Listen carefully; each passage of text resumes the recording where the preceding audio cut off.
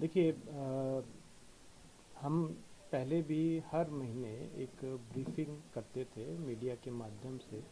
सरकार के द्वारा चलाई जा रही विभिन्न योजनाओं के बारे में एक संवाद करते थे ताकि जन जन तक एक मैसेज जाए कि क्या सरकार हमारे लिए नया प्रोग्राम कर रही है, कैसे जो हमारे जो पहले से चल रहे प्रोग्राम हैं उसमें क्या बदलाव कर रही है, साथ ही साथ क्या कमियां महसूस हो रही हैं जिनको कि ठीक किया जा सके, और कहीं पे कोई कोर्स करेक्शन चाहिए किसी चीज़ में वो आ सके। साथ ही साथ क्योंकि आप एक चौथा स्तंभ हो, हर चीज़ का आपको पता होता है ग्राउंड रियलिटी क्या है, उस रियलिटी में हम कैसे और जन भागीदारीता बढ़ा सकें, इस चीज़ के ऊपर ध्यान में रखते हुए हमने हर मंथ में माननीय सीएम साहब के आदेश के अनुसार ये पहली प्रेस वार्ता यहाँ पर आयोजित की है, जिसमें कि चाहेंगे कि हम आप लोगों को जो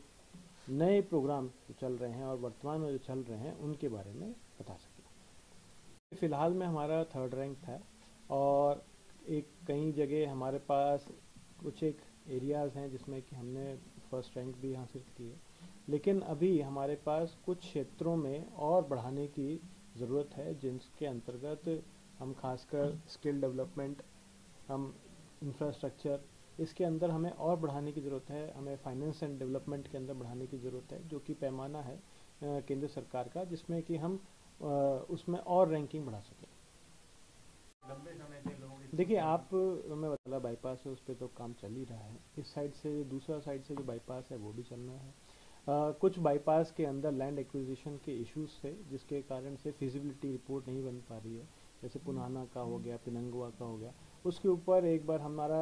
कल भी हमारे बारे में इसी है कि डेवलपमेंट की कुछ, जैसे उसमें चीफ सेक्रेटरी साहब ले रहे हैं, और कैसे उसके अंदर क्या नए डायरेक्शंस आते हैं उसके आधार पर फिर आपको इस बारे में सूचित किया जाए। सर एसपी साहब के और आपके प्रयासों से खेल स्टेडियमों की हालत सुधारने की। देखिए हमने एक कोशिश की है कि हमारे पास जो ग्रामीण अंचल है उसमें स्टेडियम ऑलरेडी मौजूद है, लेकिन कहीं ना कहीं युवाओं में नशे की प्रवृत्ति बढ़ रही है कुछ, और वो फिर कहीं ना कहीं अग्रसर होती है क्राइम को। तो हमारी तरफ से एक जॉइंट एफर्ट किया गया है जिसके अंतर्गत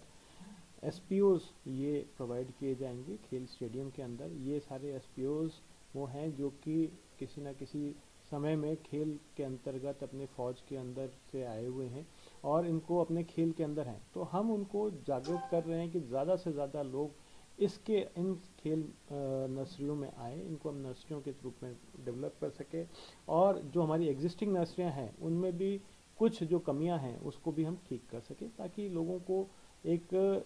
ऐसा वातावरण मिले जहाँ पर वो अपना शारीरिक के साथ साथ मानसिक भी जो थकावट है उसको दूर से रखें। सर सेवा। हमने दो अभी तक बैठकें की हैं। पहली बैठक हमने एक महीने पहले की थी, अब दूसरी बैठक हाल ही में के आयोजित की गई थी। इसका जो मुख्य उद्देश्य है वो पहला तो ये है कि जितने भी ऐसे कर्मचारी जो कि पुलिस से हों या किसी भी विभाग से वो हों, एक तो गांव के अंदर रहते हैं, तो वो गांव में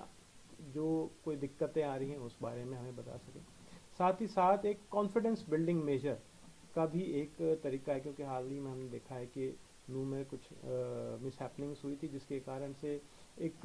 एक वैक्यूम क्रिएट हो गया। तो हम नहीं चाहते कि कुछ ऐसा वैक्यूम क्रिएट रहे, और एक हम लगातार सभी स्टेक होल्डर्स से हम एक उसमें करना चाहते हैं। रिटायर्ड कर्मचारी क्योंकि सरकार के प्रतिनिधित्व रहे हैं, वो अच्छे से अच्छा जाके वो लोगों के बीच में जाके बता सकते हैं कि क्या बेस्ट हमारे लिए किया जा रहा है। कोई स्टेट कोई ऐसी चीज़ जो कि वो हमसे पूछना चाहते हैं, कोई ऐसी जो ग्राउंड लेवल पे दिक्कतें आ रही हैं उनके बारे में भी हमें बता सकते हैं। सर एमडीए को कभी देखिए एमडीए की तरफ से हमारे पास जो बजट है उसमें लगातार उसमें सरकार की तरफ से खर्च किया जा रहा है। पहले हमारे पास मेवाड़ डेवलपमेंट स्कूल भी थे, लेकिन क्योंकि टीचर्स की काफ़ी डिमांड रही है कि जी हमें सरकार इसको एजुकेशन डिपार्टमेंट के अंदर ले ले, तो एजुकेशन डिपार्टमेंट में फिर सीएम साहब ने उनकी जो मांगे मानते हुए उसके अंतर्गत लिया, तो हमारा कहीं हद तक वो अब स्कूल डिपार्टमेंट का साथ मर्ज हो गया। साथ ही साथ सीएम साहब का एक विजन है कि जी हर चीज़ के लिए हम अथॉरिटी ना बनाएं, केवल केवल हम जो ऐसे चीज़ जो कि डिपार्टमेंट ना कर सकता हो या जो कोई इनोवेटिव काम हो वो हम उससे कराएं, जैसे मान लीजिए आपका जल प्रबंधन के अंदर कुछ नई टेक्निक करनी हो, कुछ जो चीज़ चाहे लैंड के अंदर कोई करनी हो, चाहे एजुकेशन के अंदर करनी हो, चाहे हेल्थ के अंदर करनी हो, वो सब करें। हमारे डिपार्टमेंट में ऑलरेडी हेल्थ है, एजुकेशन है, वो डिपार्टमेंट में इतने चीज़ें वहाँ पर मौजूद हैं ताकि उसमें वो एग्जिस्टिंग जो डिपार्टमेंट है उससे फ्री कर सकता है। कोई आपकी ऐसी डिमांड हो जो कि पूरी नहीं हो रही हो, कोई नई इनोवेटिव करना चाह रहे हो, जैसे मान लीजिए कि यहाँ पर स्किल डेवलपमेंट सेंटर चलाना है, या कोई बच्चों को कोचिंग की देना है सुविधा, चाहे आपका अ, कोई और नई ऐसा चीज़ करवाना हो सीएसआर के अंदर, वो हम उसके थ्रू से करवाते हैं। और इसमें ना सिर्फ सीएसआर बल्कि हम विभिन्न संस्थाओं से भी इसमें हमारे पास फंड्स आते हैं, वो करवाते हैं। सर अरावली के साथ साथ जंगल अभी हमारे पास लगभग 15,000 हेक्टेयर जो लैंड थी वो प्रोटेक्टेड फॉरेस्ट में डिक्लेयर हुई है। वो 15,000 हेक्टेयर 10,000 हेक्टेयर जो लैंड है वो डिक्लेयर हुई है। उसमें कुछ पोर्शन जो है एफॉरेस्टेशन जो कि निकोबार का है वो यहाँ पर लिया गया, साथ ही साथ जंगल सफारी के अंदर भी जो तावड़ू का इलाका पड़ता है उसका भी वहाँ पर जैसे कोटा खंडेला हो गया, तो वहाँ पर उसके अंदर ठीक है। अभी सरकार ने एक कमेटी भी बनाई है जिसके अंतर्गत हम भी मेंबर हैं, और वो जितने भी ऐसे एक्टिविटीज़ प्लान करनी है उसमें वो ओवरऑल सी करेगी और उसमें क्या क्या करना है उसमें कार्रवाई करेगी। सर सहायक शिक्षकों में ऐसा है कि हमारी तरफ से बीच में एक कोर्ट केस हो गया था जिसके कारण से उसकी प्रक्रिया लंबित हो गई थी।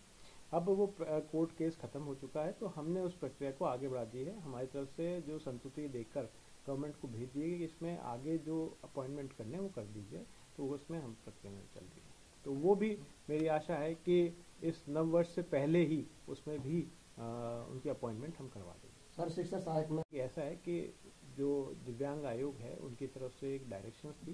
कि 4% जो दिव्यांग कोटे का होता है उसमें दिया जाए, क्योंकि ये एक सहायक ऑनरेरियम स्कीम है और हम ये एनजीओज़ के माध्यम से चलाते हैं। और इसमें हमने सभी ये जो एनजीओज़ है उनको कंप्लायंस करने के लिए डायरेक्शन दिए, क्योंकि एज अ प्रिंसिपल एम्प्लॉयर तो हम हैं ही, लेकिन जो एनजीओज़ हैं उनको भी अपने अंदर लिए गए, तो उसमें एनजीओज़ को हमने नोटिस भी दिया और एनजीओज़ की तरफ से हमारे पास उनका डायरेक्शंस को कंप्लाई करने के लिए भी ऑर्डर आए कि हम उसको कंप्लाई करेंगे। अब उसमें ये देखना है कि क्योंकि अब मान लीजिए कुछ जैसे 1000 पोस्ट थी तो उसमें से 4% के हिसाब से मान लीजिए आपका 40 पोस्ट बनती है, तो 40 पोस्ट कैसे दी जाए, क्योंकि आगे भी रिक्रूटमेंट जो हो चुका उसका भी रखना पड़ेगा, प्लस आगे जो होना है उसका भी रखना पड़ेगा। तो हम वो पोस्ट निकाल के उनके हिसाब से उनको दे रहे हैं कि आप अपनी तरफ से इसको रख के और इसको करवाइए। तो हम आने वाले वक्त के अंदर ये जो 4% का है इसको भी हम कंप्लाई करेंगे, जैसे दिव्यांग आयोग की है।